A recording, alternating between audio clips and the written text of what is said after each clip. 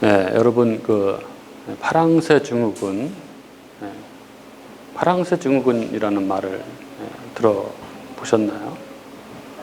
파랑새는 잘 아시죠? 너무나 유명한 그 아동극, 벨기에의 마테를링크 극작가 마테를링크가 쓴 아동극인데 그 내용은 그런 것이죠.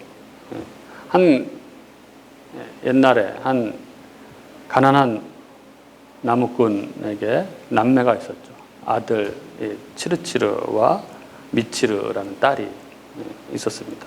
크리스마스 전날 밤 이 치르치르와 미치르가 잠이 오지 않았고 둘은 창문을 열고 멀리 부잣집에서 새어나오는 불빛들을 바라보았습니다.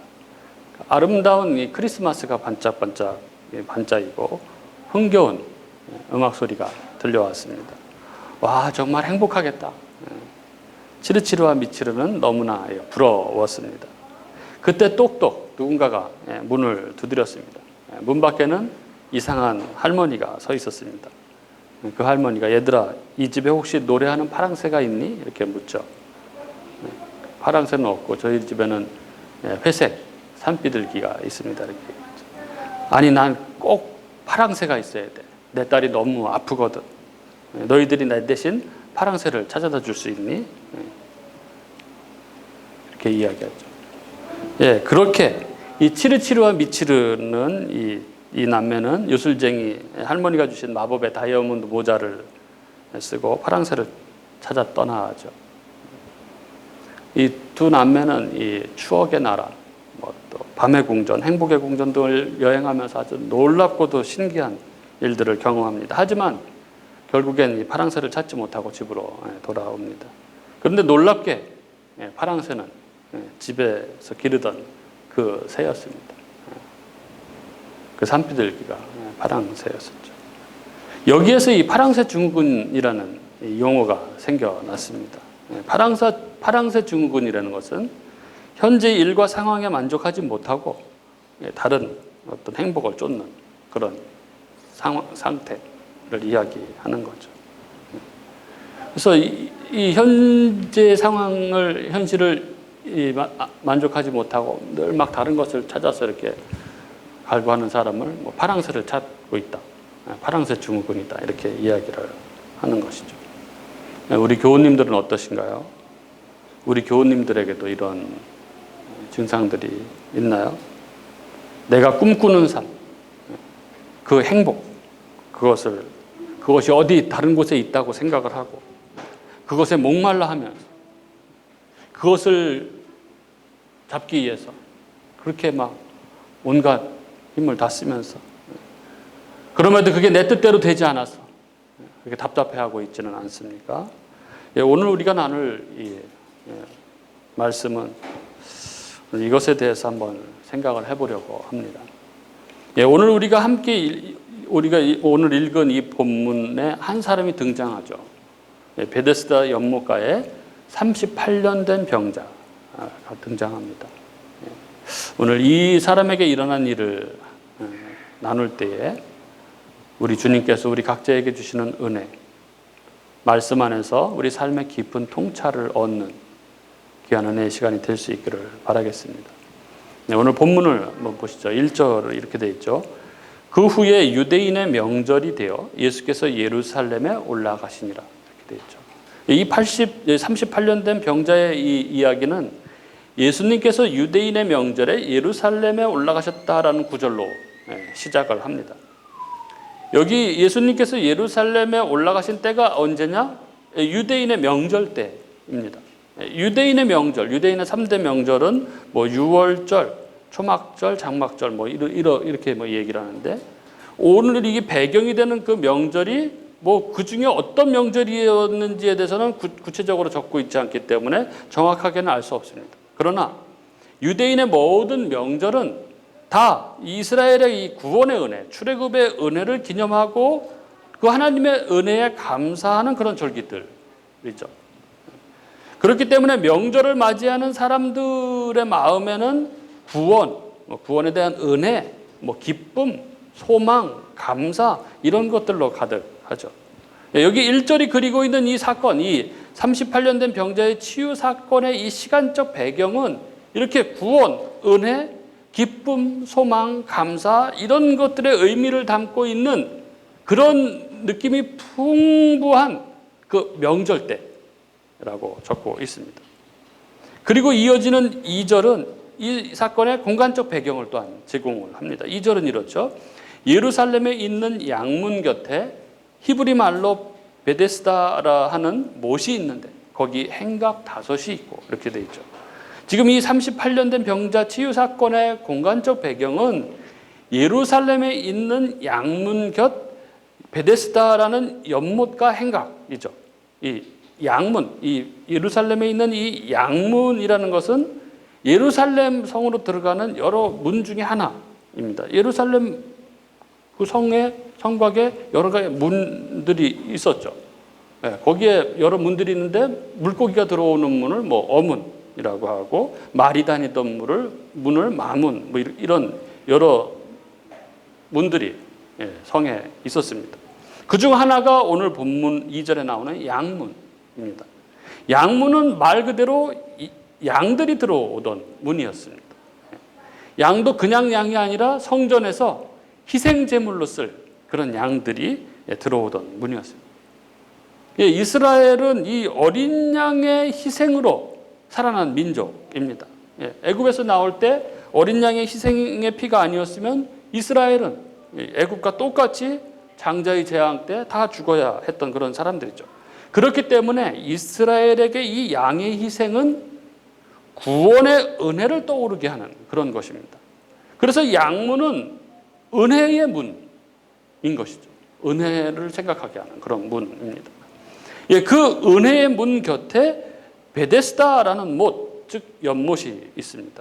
이 연못의 이름으로 적시되어 있는 이 베데스다, 히브리어로 베데스다는 이 베이트와 헤세드의 합성어입니다. 베이트, 그러니까 베이트, 벳, 이것은 우리가 이 베들레헴 할 때 그 벳이죠. 집이라는 뜻입니다. 집. 그리고 헤세드는 은혜, 자비, 긍휼 이런 의미의 단어. 이게 합쳐진 게 베데스다입니다. 그러니까 은혜의 집, 뭐 긍휼의 집, 자비의 집 이런 뜻이 베데스다 이런 의미죠. 여기 이 사건의 시간적 그리고 공간적 배경을 그리고 있는 1절과 2절은 이렇게 구원, 은혜, 기쁨, 소망, 감사 이런 것들을 배경으로 이렇게 담고 있습니다. 그런데 이 은혜의 배경으로 가득한 이곳에 5개의 행각이 있는데 그 안에 병자들이 우글거리고 있습니다. 3절과 4절을 한번 보시죠. 그 안에 많은 병자, 맹인, 다리 저는 사람, 혈기 마른 사람들이 누워 물의 움직임을 기다리니 이는 천사가 가끔 못에 내려와 물을 움직이게 하는데 움직인 후에 먼저 들어가는 자는 어떤 병이 걸렸든지 낫게 되미르라. 이렇게 적고 있습니다. 구원, 은혜, 기쁨, 소망, 감사 등을 배경으로 하고 있는 이 베데스다 연못과 행각에 많은 병자들이 모여 있습니다. 그들은 맹인, 다리 저는 사람, 혈기 마른 사람입니다. 여기 기록하고 있는 맹인, 다리 저는 사람, 혈기 마른 사람 이 세 부류의 병명은 구약 때서부터 하나님의 은혜를 떠난 사람들을 상징적으로 가리키던 그런 병명, 표현들입니다. 그런데 그들이 무엇을 하려고 지금 이 베데스다 못가의 행각에 모여 있냐 하면 베데스다 연못에 물이 움직일 때, 물이 동할 때 제일 먼저 뛰어들어가는 사람은 병이 낫는다는 전설을 믿고 그 물이 움직일 때를 기다리고 있다는 것입니다. 그 성서학자들의 말에 의하면 이 베데스다 연못이 간헐천이라는 것이죠. 간혹 온천물이 이렇게 올라오게 되면 이렇게 물이 움직이게 되고 그때 피부병이나 뭐 관절염 등을 앓는 환자들이 그 연못에서 낫기도 했다고 합니다. 그래서 그 연못을 두고 이러한 전설, 물이 움직일 때 제일 먼저 뛰어 들어가는 사람은 병이 낫는다는 이런 전설이 생겨났다는 것이죠. 여기 이 장면을 한번 보세요. 이 그림. 꼭 완전한 대조죠. 아주 극적인 대조입니다. 은혜, 구원, 기쁨, 감사, 이 소망 이런 것들로 상징되는 이 명절, 이 양문 곁 베데스다 연못과 행각에 이 불행, 고통, 슬픔, 비참으로 상징되는 이 병자들, 하나님의 은혜를 떠나 있는 자들, 그들이 여기 자기의 힘으로 구원을 얻기 위해서 연못을 향해서 달려갈 준비를 하고 있는 이 그림.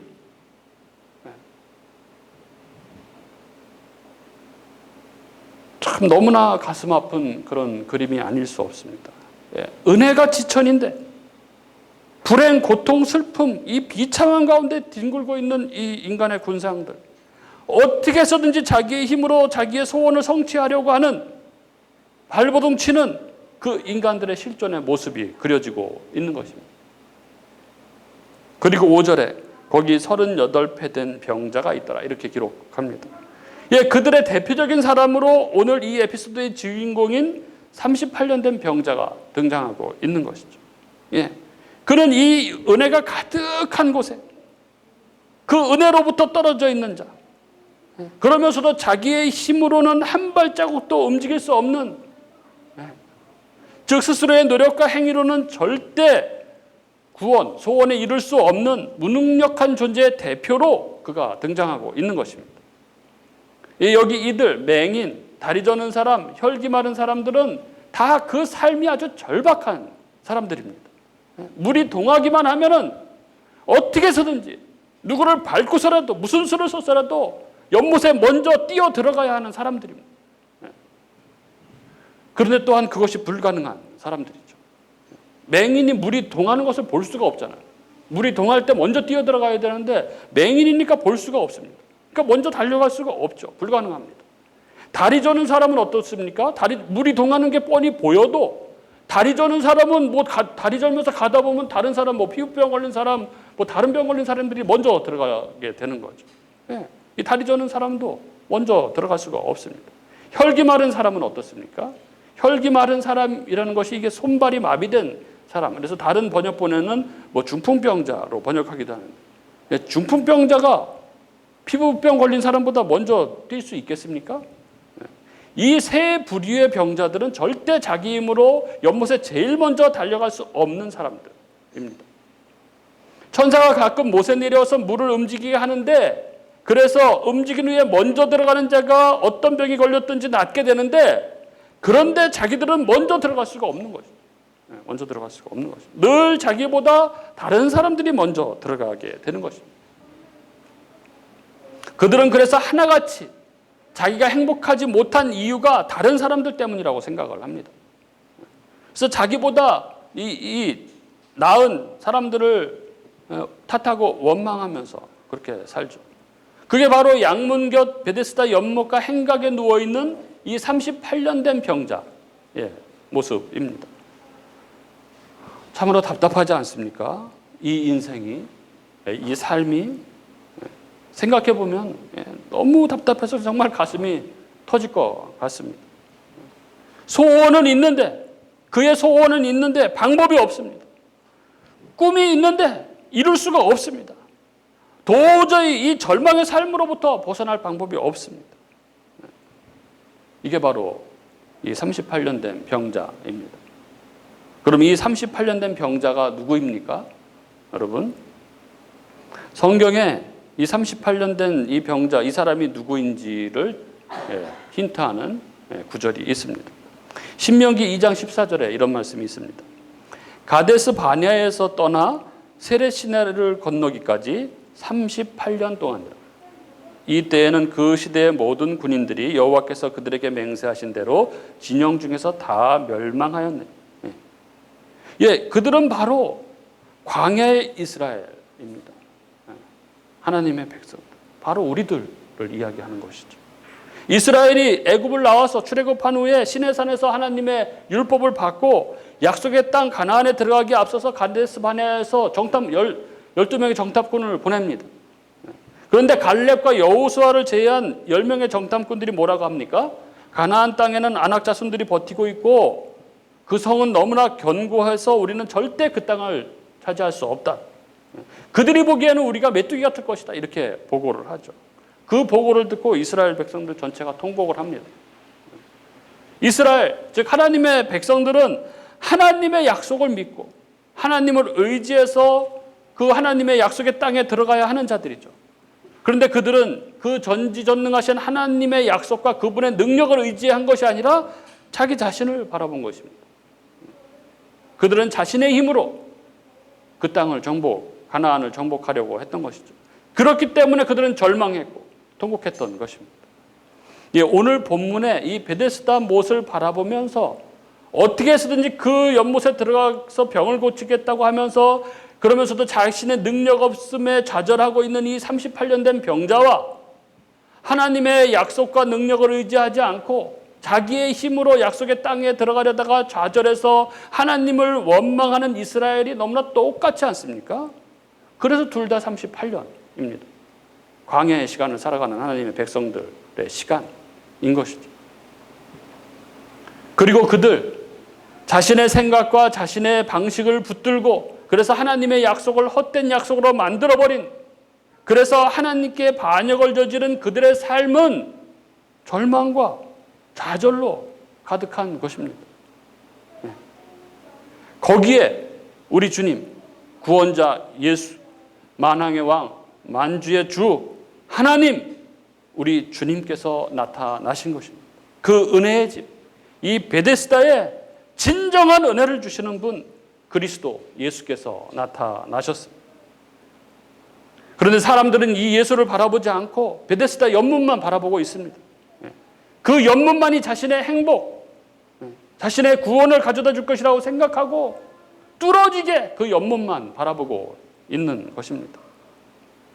6절, 예수께서 그 누운 것을 보시고 병이 벌써 오래된 줄 아시고 이르시되 내가 낫고자 하느니. 예수께서 그 38년 된 병자의 모든 것을 아시고 그에게 다가가셨습니다. 여기 예수께서 그 누운 것을 보시고 병이 벌써 오래된 줄을 아시고, 여기 보시고 아시고, 이러한 구절들은 이 전지하신 이 예수님의 영적 통찰력을 강조하는 그러한 말입니다.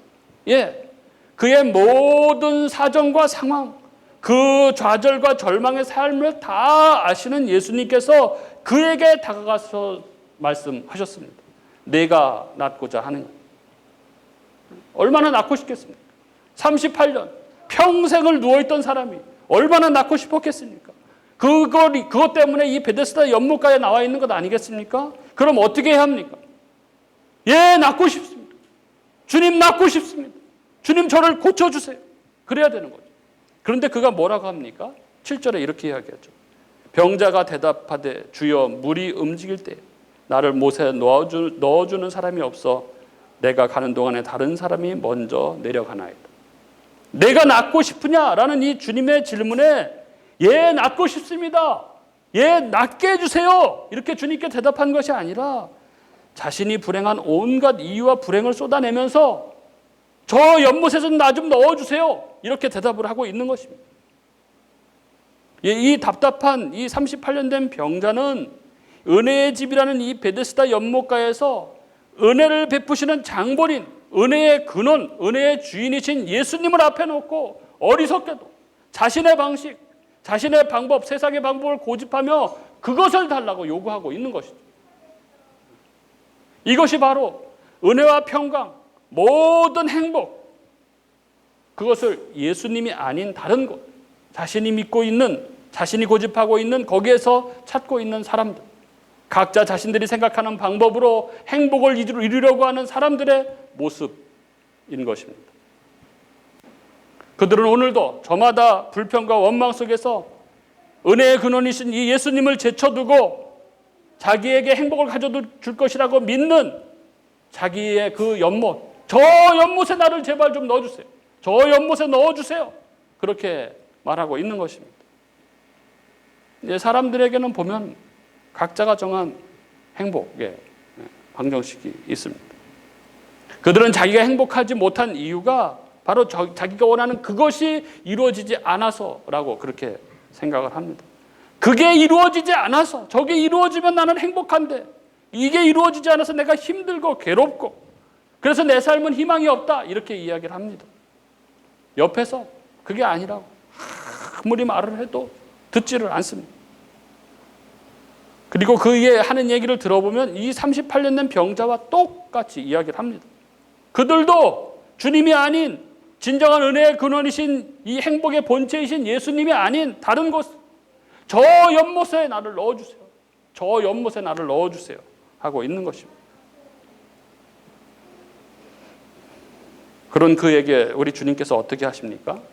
그가 요구하는 대로, 그의 방식대로 그를 들어서 연못에 얼른 넣어주십니까? 8절에 이렇게 적고 있습니다. 예수께서 이르시되 일어나 네 자리를 들고 걸어가라 하시니.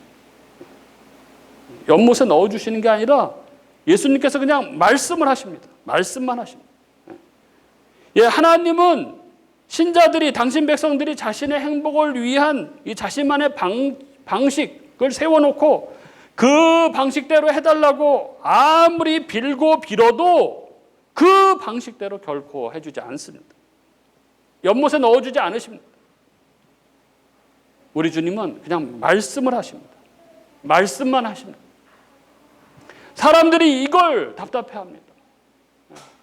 이게 뭐냐고 얘기하는 거예요. 답답해서 이건 뭐 아무것도 아니지 않느냐. 그게 무당을 찾아가. 말씀만 해주시는 게 나한테 실질적으로 무슨 도움이 되느냐, 이렇게 생각을 합니다. 그런데 여러분, 이게 기독교입니다. 이게 기독교의 방식입니다. 기독교는 모든 것을 말씀으로 가르치시고, 말씀으로 치유하시고, 말씀으로 구원에 이르게 합니다. 그리고 그 말씀 속에 놀라운 하나님의 은혜, 하나님의 능력이 있습니다.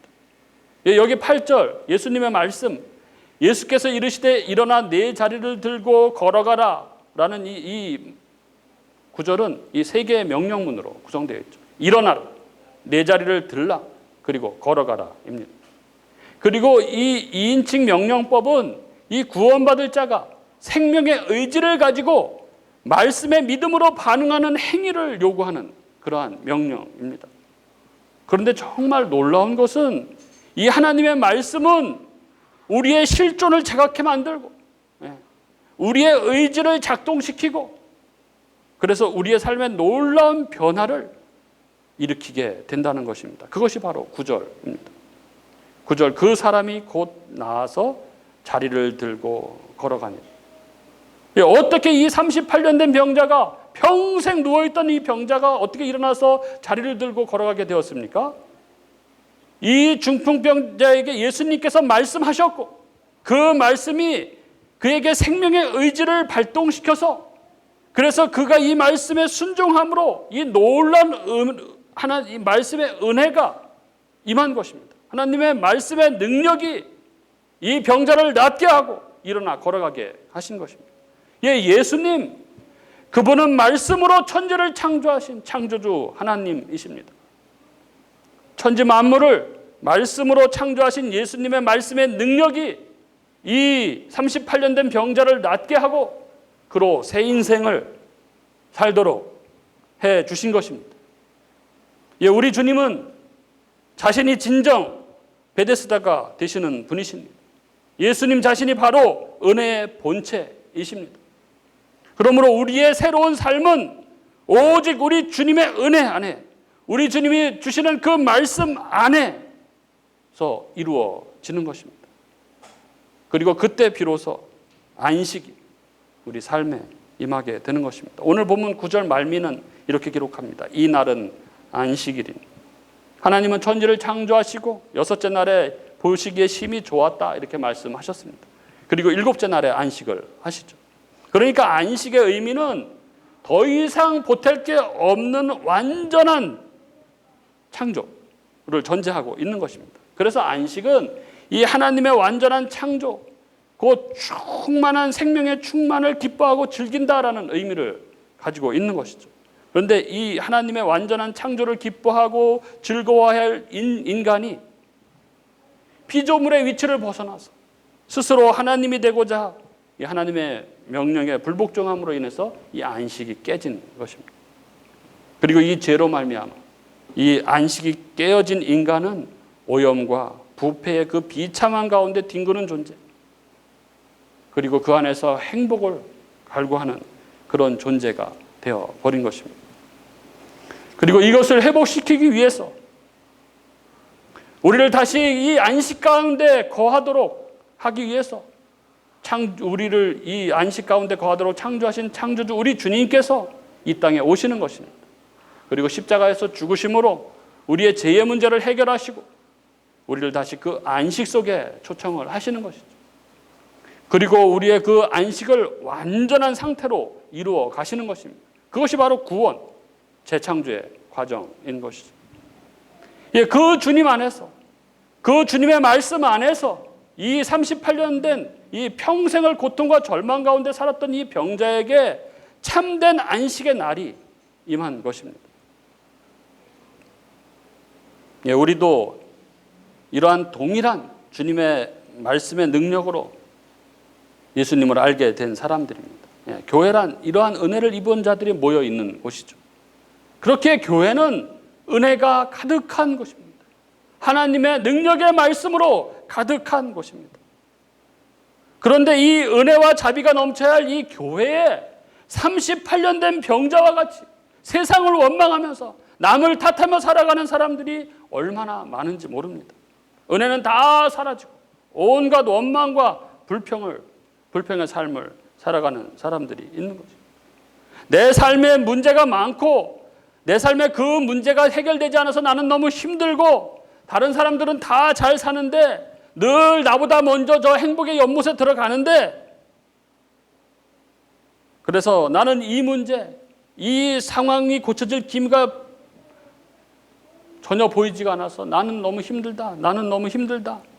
이렇게 이야기하는 사람들이 많습니다. 이 38년 된 병자처럼 그런 것이죠. 예수께서 함께하고 계신데 그 능력의 말씀이 오늘도 우리 가운데 부어지고 있는데 자기가 정한 그 베데스다만 바라보면서 또 자신의 무능력함을 한탄하면서 자기보다 앞서가는 다른 사람들을 원망하면서 그렇게 살아가고 있는 것입니다. 예, 지금도 그 주님께서 그 38년 된 병자를 일으키신 우리 주님께서 우리들 가운데 거하고 계십니다. 지금도 이 38년 된 병자를 일으키신 능력의 말씀이 우리들 가운데 부어지고 있습니다. 천지를 창조하신 이 능력의 말씀이 우리들 앞에 오늘도 매일매일의 삶 가운데 충만하게 부어지고 있습니다.